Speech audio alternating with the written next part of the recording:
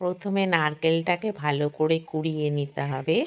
কুড়িয়ে নেওয়ার পরে কুড়িয়ে নিলাম, কুড়িয়ে নেওয়ার পরে এটাকে গুড় দিয়ে ভালো করে মাখিয়ে রাখতে হবে। চিনি দিয়েও মাখাতে পারো, এবার আমি গুড় দিয়ে করেছি তাই গুড় দিয়ে মাখিয়ে নিলাম। এই যে কোড়ানো হয়ে গেছে। এবার কুড়িয়ে নেওয়ার পরে এবার রেখে দিলাম। এবার একটা পাত্রের মধ্যে ময়দা, দুধ, চিনি আর এর মধ্যে দিয়েছি চালের গুঁড়ো আর সুজি, এই 5টা জিনিস মিক্সড করবে, ভালো করে মিক্সড করবে। যতটা জল দেওয়া দরকার ততটাই দেবে, আন্দাজ মতো দিয়ে। এই যে বেটারটা এরকম হবে। হয়ে যাওয়ার পরে তারপরে এই যে আরেকটা কড়াইয়ের মধ্যে এই নারকেল কোড়াটা আর গুড় দিয়ে এইভাবে পাক হবে।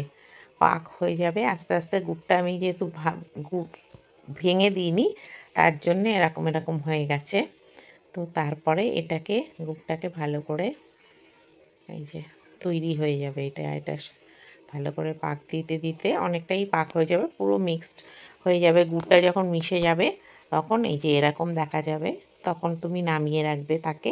তারপরে একটা ফ্রাই প্যান নেবে, ফ্রাই প্যানের মধ্যে বেগুন একটুখানি লেজ দিয়ে কেটে নিয়ে এই যে বেগুনের মধ্যে তেল দিয়ে এই যে এইভাবে কড়াইয়ের মধ্যে দিয়ে তারপরে ওই মিক্সটাকে দেবে এক হাতা করে দিয়ে, তারপরে ওর মধ্যে নারকেলের যে পুরটা আছে মিক্সটা দিয়ে তারপরে নারকেলের পুরটা দেবে। ঠিক এইভাবে দিয়ে তারপরে এরকমভাবে পুরো মুড়ে নিতে হবে। মুড়ে নিলেই তৈরি হয়ে যাবে পাটিসাপটা।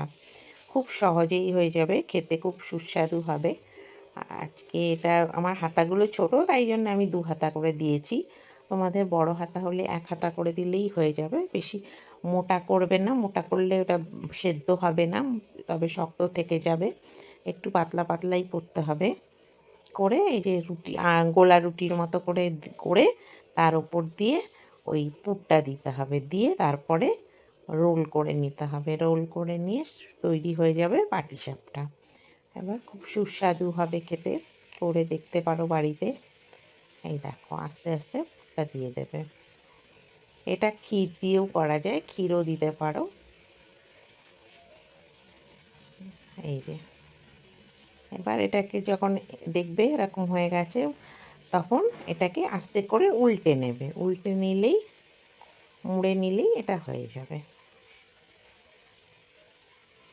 এই যে আস্তে আস্তে মুড়ে নেবে, কোনো অসুবিধা হবে না। এই যে একটুখানি চাটুটার মধ্যে একটুখানি থেকে রেখে দেবে, তবে এটা কম আঁচে করলে এটা পুড়ে যাবে না, সাদা থাকবে। আর বেশি আঁচ দিয়ে দিলে তখন এটা পুড়ে যাবে, তখন এটা এতটা ভালো লাগবে না, পোড়া পোড়া হয়ে যাবে।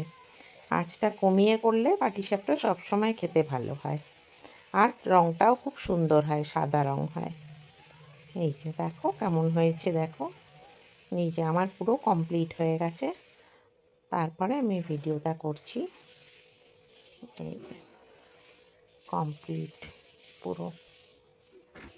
তোমরা ওরকম বাড়িতে করে বিকেলবেলা খেতে পারো। আজকে সংক্রান্তির দিনে, তাই জন্য আমি এটা করলাম। দেখো কেমন হয়েছে জানিও।